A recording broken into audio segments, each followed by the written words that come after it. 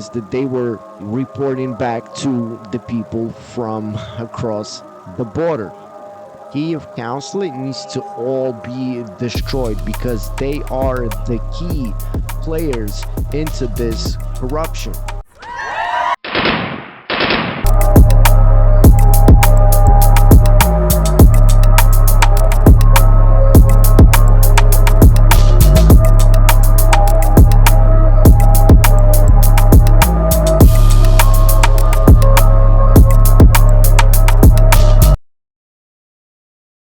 Prove to me that you are alive. I mean, he has stated himself that he's gonna be the minister of sports. I wrote him when he was starting his pro career, and I told him, don't go into politics.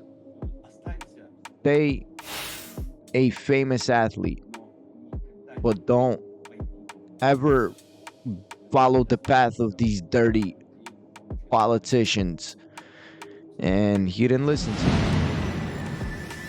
He decided that his silicone wife and his lavish lifestyle is too much to lose. Well, I know me talking about Minister of Sports, but don't you think that they're preparing him for a higher position? Who? Usyk. Not only a Minister of Sports, but some higher position. No, I don't think so. I don't think they're preparing him for anything bigger. Because they can't do that anymore with the people. Back in the day with Yatsenyuk times, maybe. But now that's not the time. People won't fall for it. Now people have at least some sense of the truth. I mean, where can you put him? A prime minister? I mean, he's too stupid. And we have many athletes that ended up being politicians, but they have crapped all over too much already. Okay, so that was my last question, over the top, as we say. If you're gonna need to take a break or anything, tell me. We can take a break. So let's go back to what's really interesting to me is your path. So you're a young guy. It's the 90s, and then in 2000s you go abroad for the first time. So I have like this two-sided question.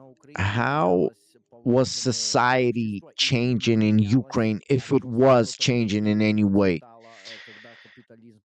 When capitalism first came up to now. And the second side of the question, when did you have that breakthrough that you understood that the corruption is too much? I have to do something about it.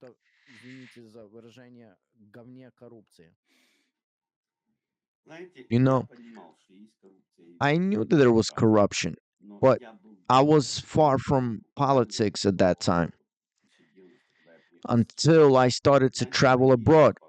And then when you travel many countries, you think to yourself, why does it work that way? Why do we have bad roads?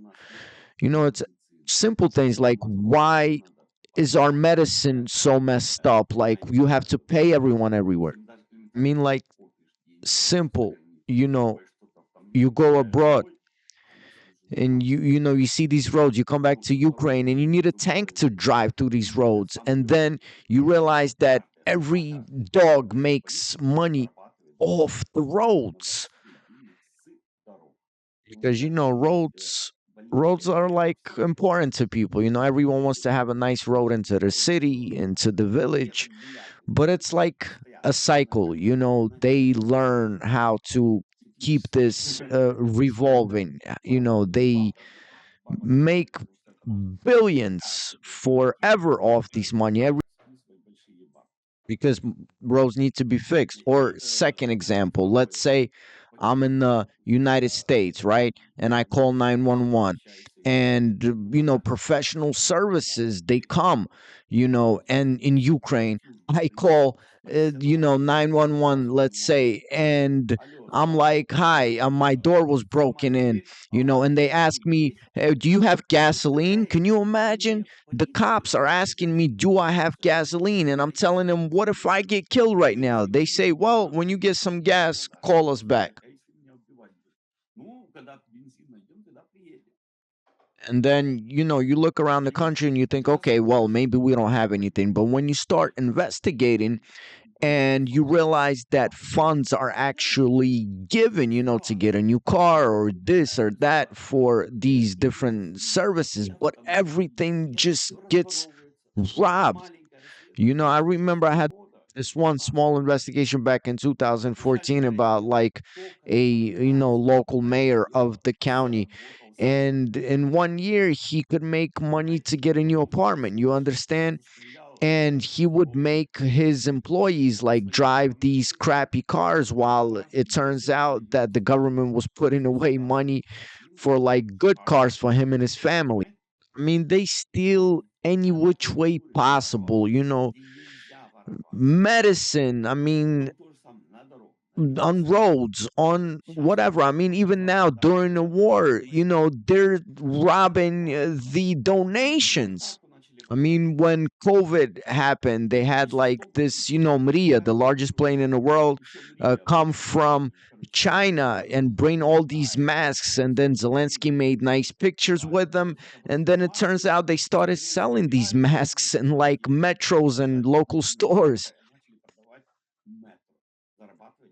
I mean, they're making money from everything. I mean, how? How are you robbing, just stealing from everything? You robbing the Ukrainian people. But again, I say the Ukrainian people, it's their fault, because while they were all escaping abroad, they should have stayed back and stood up for their rights and asked the politicians, why are you and we were, forced to leave abroad, go to Italy, go to the United States to clean butts.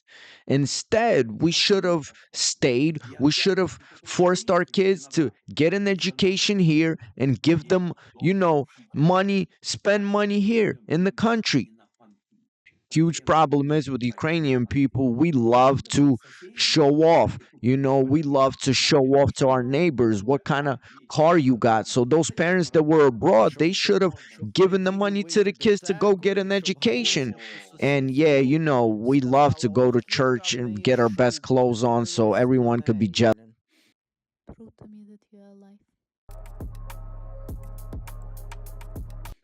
And that's the big problem. We love to show off, and we're always worried about what people are going to think about us, instead of fighting for our rights, you know. And so it's the people's fault. So when I came back, I started to fight, you know. But when I came back, I started to fight. But the biggest problem I had a bunch of traitors around me, a bunch of traitors that wanted to make a story out of what I was. I mean, look at, for example, let's say volunteers, right? In the United States, volunteers are like, regular people, middle class. Maybe the guy like wants his wife to go, be a volunteer, so he helps her out. In Ukraine, it's like, you want to be a volunteer, you start thinking, how can I make some money off of it? How can I, you know, get in the system? But SBU has to approve that, and you have to get a pass from the administration.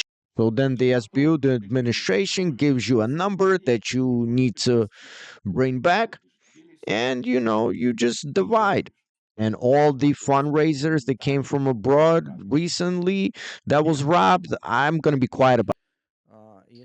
So, if you don't mind, I have this personal question.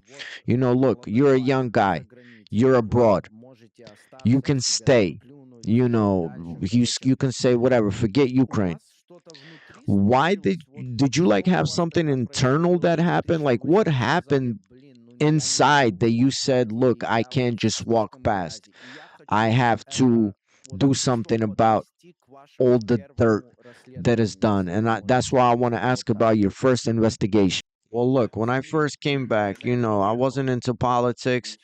But when you start to get around and kind of spend more time, living back there again, then you find out someone wants to kill you for money.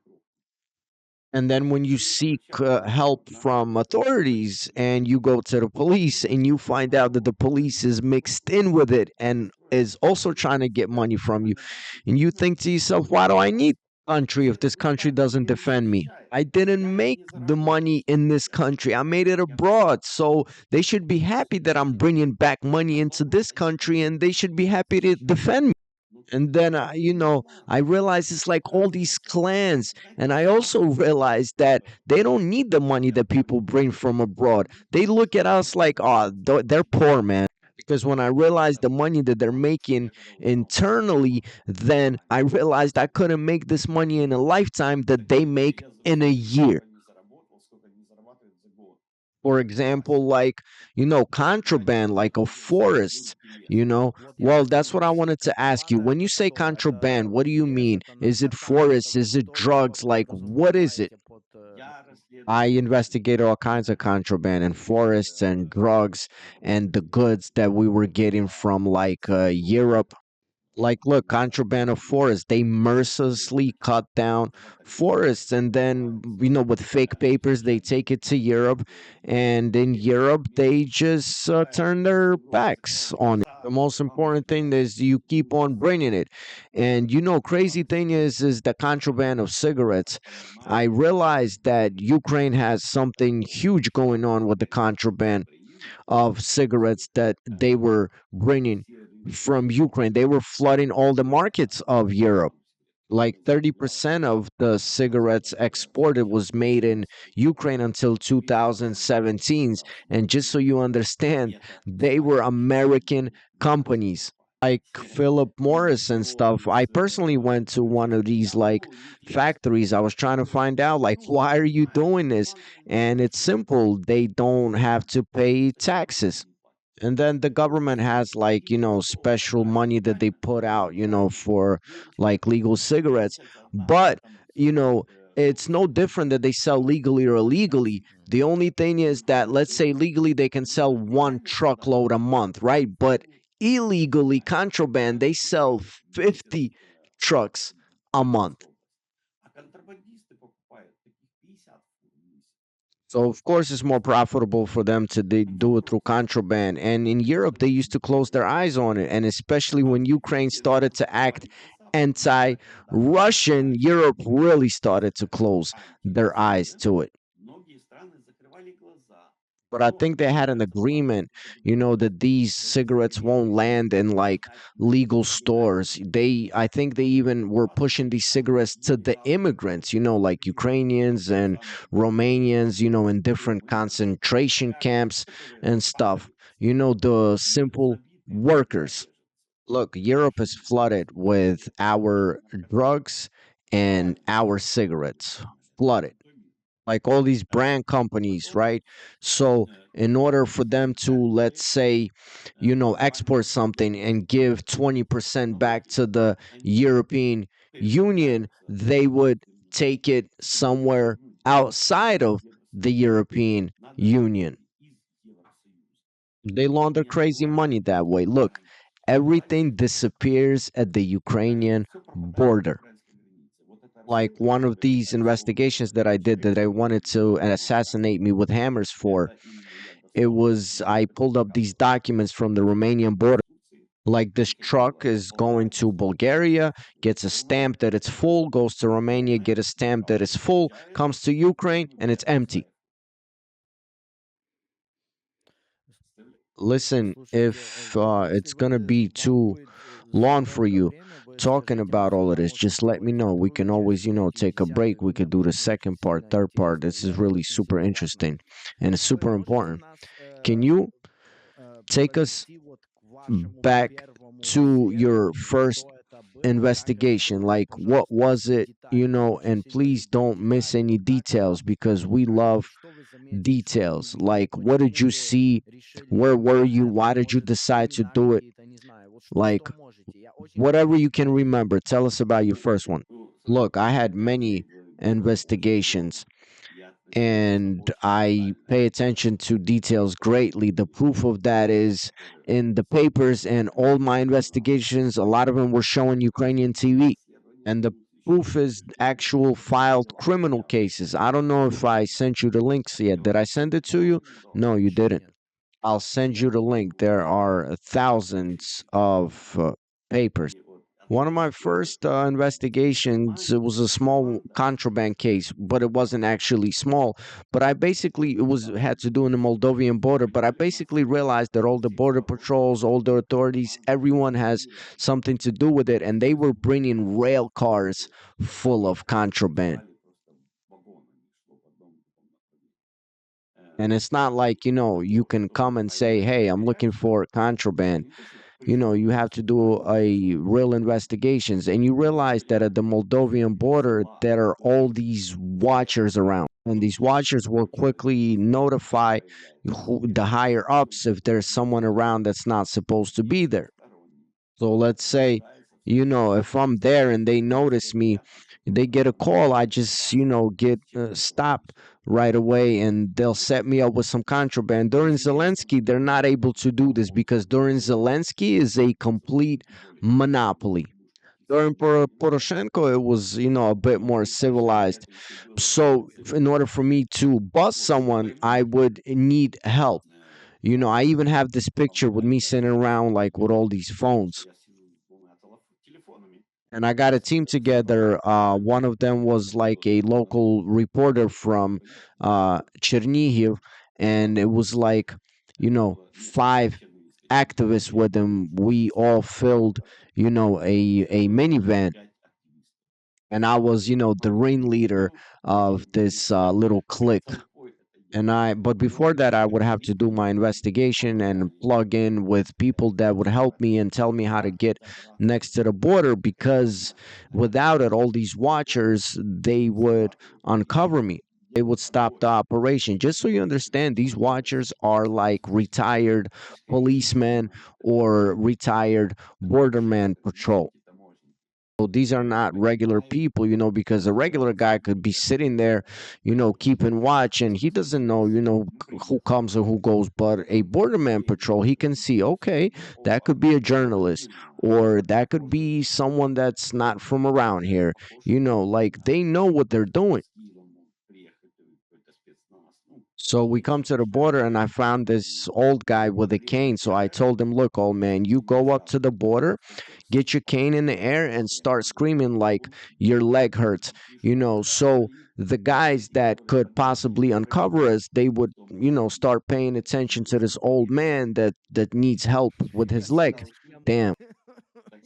So this old man is walking towards, the medical center at the border, and he's screaming, "Oh, my leg hurts!" So the watchers, they're like, "Ah, okay, whatever. That's an old man. He's going to get it treated." So we would right away tell who are these watchers, and plus the buildings had like dark buildings, but I had information on these watchers before. And these watchers are, at these villages near the border. So we keep moving, we get to the next village, and within minutes, a car pulls up next to us. So we would give a signal to another, old man to go towards the medical center, start screaming. The old man would start walking like, "Oh, these a-holes don't want to give me treatment." So the watchers would be like, "Ah, whatever, maybe a bunch of crazy old men that came around, getting their old guy stuff done, And then I would get a call like, look, we got some real movement coming from the border. But I already knew exactly what truck is going to be, who's going to be behind the wheel. And someone told me, look, you got to let all of your, old guys get in front of the truck and block the way. So I started walking towards, the border. But too bad for me, I was a little too nicely dressed to be coming across the border to get apples, because they're local people going back and forth to get apples.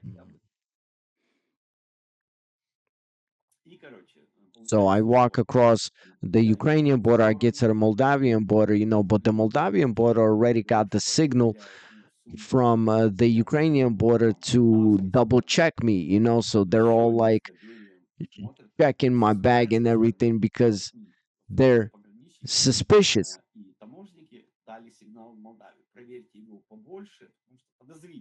So they're asking me, what are you doing here? So I tell them, look, I'm going across the border. I got a deal on like 5 million tons of apples, but I'm going to get a local car in order to bring them back. So I walk across the border, and for about a kilometer, they were watching me and they did not give a signal to the truck to of contraband to go through the border. So then I get out of the view, I hide like behind the tree and I call my guys like, so what are y'all doing? And they're like, oh, we're at the border and we have all this border patrol around the van that we are in. And I'm like, oh man, we had a bad connection. You guys pulled up way too fast to the border. My guys are, standing there being surrounded by the border patrol. The border patrol doesn't know what to do, and they won't let the truck of contraband go through. They're taking their time, and I'm like, oh man, what do we do now? So I tell the journalist girl, look, get out of the car, act like you're calling your boyfriend, and start screaming like, "Hey, where you at? Where's you and your damn apples?" So they think that she's coming to get me. So she's on the phone, she's screaming, "Where's your freaking apples?" So the girl, screaming, "Where's your damn apples?" And the cameraman is in the back seat recording all of this. And the border patrol, they're listening to the girl's conversation. So when they heard that she's like, "Where's your damn apples?" they relaxed a little bit. So they give the, signal to the truck, and the truck, and the cameraman is recording all of this. So the truck, goes around the barriers and stuff. And as soon as it gets through, the Ukrainian border, I give the signal like, that's them, stop them. So I walk across back the border, you know, as they stop the truck. And then, the investigative officer of that border is standing in the back of the truck. He's calling somebody and he's saying, yo, some mother suckers got us. So I walk around the truck and, I look at that officer and say, look, I got you, man. It's me. Me, regular Kolya, got the whole border. I bent all of you over. Oh, they start getting nervous. They start calling their connects and stuff. They start telling me, look, you don't have any kind of licenses for this, or you don't have any kind of rights. So I look at him and I tell him, look, me, a regular Ukrainian citizen, is forced to do this to you corrupted a-holes. So we start calling the authorities. We start calling SBU. We start calling, any hotline that has anything to do with authorities. And the authorities are like, yeah, okay, good. Thank you for helping us get these corrupted bastards. And then what I find out? 2 days later, they, nothing, that case just disappeared. And they let the truck through. Another cold case. You don't have any evidence. The only thing is that this one, in 2 years, the maximum that they did is they gave like a probation to one of the border patrol guys, and they basically fired, the team that was there at the time. But if the law was really working, each and every one of the border patrols that was there that day would get a minimum of 5 years in jail. As the evidence were absent, they just gave it a simple border violation.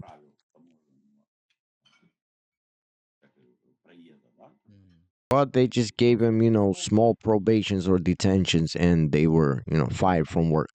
Так So смотрите, look, когда такое происходит, when something вы там, like this короче, у вас команда happens, туда-сюда, you have a какие-то team and everything. заморочки сделали, You и know, тут бац, вы you понимаете, do что, everything that you're supposed to. по And then сути, с этими you людьми ничего не realize случилось. that with these Как people, после этого you вот can't вы really do anything. продолжаете? How do you keep Вот going какая after something мотивация like тогда? that? What kind of Если вы motivation понимаете, do you что have when you эта understand система that сама that генеральная. system is rotten? Look, I understood that if it's not me, then who? So I started using, different tactics. Look, I'm the only journalist in Ukraine ever, right? That would really start criminal cases as far as on paper, you know. I'm the only one.